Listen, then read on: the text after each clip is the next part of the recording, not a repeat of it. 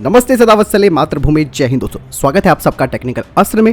शुरू करते हैं आज के डिफेंस अपडेट्स को। दोस्तों, एक बार फिर से जम्मू कश्मीर में पत्थरबाजी की घटना सामने आई है। जम्मू कश्मीर के अनंतनाग में स्थित एक मस्जिद के बाहर सुरक्षा बलों के जवानों पर पत्थरबाजी की गई है। ऐसा कहा जा रहा है कि ये पत्थरबाजी नमाज के बाद की गई है।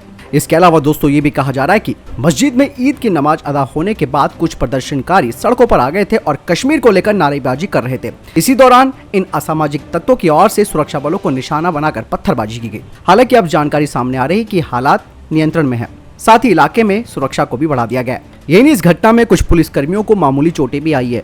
यानी कि दोस्तों ये पत्थरबाज अभी भी एक्टिव है कश्मीर में, और जब तक इनकी तुड़ाई और सुताई अच्छी तरीके से नहीं होगी तब तक ये फिर से वो हरकतें करते रहेंगे। हालांकि बहुत कम हो चुके हैं ये पत्थरबाज, क्योंकि काफी समय से सेना आतंकियों को मारने में व्यस्त है। इन पत्थरबाजों को जरा लंबे समय से सबक नहीं सिखाया गया है, वो भी अब इनको सिखाया जाएगा।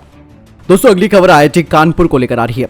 IIT कानपुर के डायरेक्टर ने एक वीडियो शेयर किया है एक rotary wing unmanned aerial vehicle का, जिसका नाम विभ्रम है और इसे प्रोफेसर अविनाश की टीम ने तैयार किया है। ये सिस्टम स्वदेशी तकनीक से बना है और इसे अब भारतीय सेना के टेक सिंपोजियम 2022 में प्रदर्शित किया जाएगा। बता दें कि इस कार्यक्रम का आयोजन भारतीय सेना की नॉर्दर्न कमांड करती है। ये multi role drone long range और हाई इंड्योरेंस सर्विलांस मिशन में काम आएगा। इसका इंड्योरेंस टाइम 2 घंटे का बताया जा रहा है और इसकी क्रूज स्पीड 60 किलोमीटर प्रति घंटे की बताई जा रही है।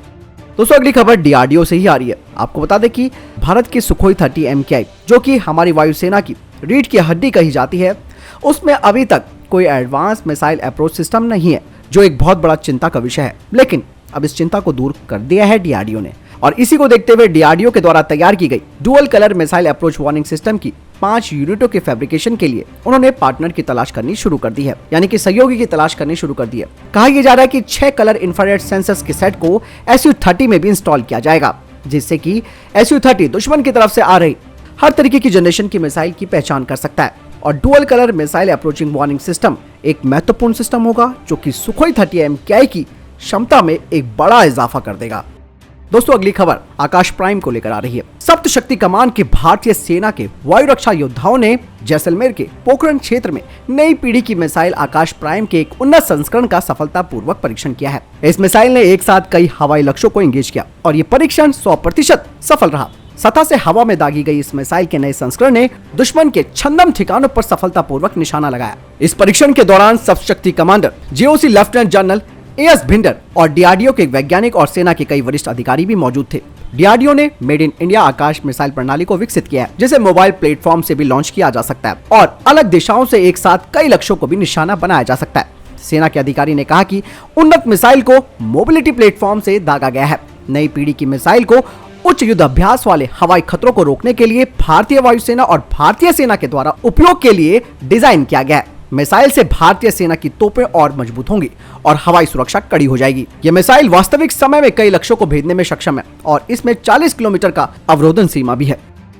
दोस्तों, पड़ोसी देश नेपाल की सीमा से सटे प्रदेश के जिलों में आतंकी गतिविधियों पर प्रभावी तरीके से अंकुश लगाने के लिए लगातार पेट्रोलिंग किए जाने की योजना तैयार की जा रही है। इसके लिए सीमावर्ती थानों को मैन पावर समेत अन्य जरूरी संसाधनों से लैस किया जाएगा। पेट्रोलिंग में संदिग्ध स्थानों पर खास नजर रखी जाएगी।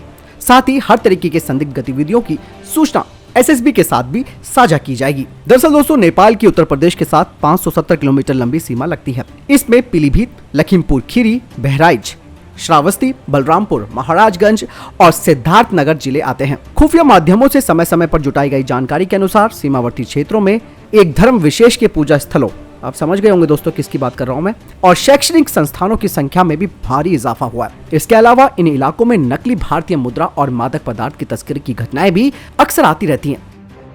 दोस्तों, अगली अपडेट LAC से आ रही है। दरअसल चीन, जो कि बार बार मुंह की खा चुका है लद्दाख में, वो अपनी हरकतों से अभी भी बाज नहीं आ रहा है। अब उसने पैंगोंग पर पुल बनाने के बाद तेजी से सड़क निर्माण का काम शुरू कर दिया है। इस सड़क को झील के दक्षिणी किनारे पर बनाया जा रहा है।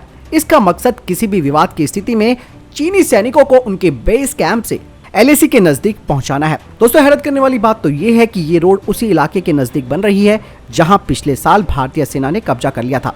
लेकिन कई दौर की सैन्य वार्ता के बाद दोनों ही देशों ने अपनी अपनी सेनाओं को अग्रिम मोर्चे से पीछे हटा लिया। सैटेलाइट तस्वीरों से आप देख सकते हैं कि किस तरीके से सड़क पैंगोंग के दक्षिणी किनारे पर बनाई जा रही है। इसका एक सिरा इसी साल जनवरी में दिखाई दिए एक पुल के करीब पहुंचता हुआ नजर आ रहा है। साथ ही इस बात की भी संभावना है कि चीन इस पुल को अपने रोतुंग काउंटी से जोड़ सकता है। इससे चीन की पीएलए के सैनिकों को इस इलाके में तेजी से पहुंचने में मदद मिलेगी। पैंगोंग झील पर पुल बनाने का खुलासा इसी साल जनवरी के शुरुआत में तो हो गया था। ये पुल पैंगोंग झील पर चीन के कब्जे वाले इलाके में बनाया गया है। बताया ये भी जा रहा है कि ये पुल झील के उत्तरी किनारे को दक्षिणी किनारे से जोड़ता है, जो फिंगर 8 से 20 किलोमीटर पूर्व में है। इसके बारे में जानकारी रखने वाले लोगों ने बताया कि गलवान घाटी क्षेत्र के पास चीन अपनी तरफ के हिस्से में एक और पुल बना रहा है।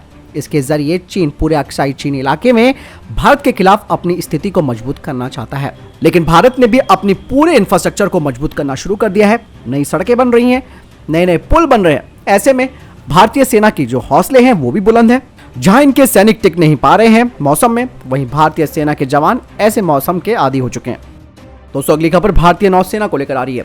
अमेरिका के 2 F-18 super hornet block 3 Bharat आने वाले हैं, जहां पर वो अपनी क्षमता का प्रदर्शन करेंगे।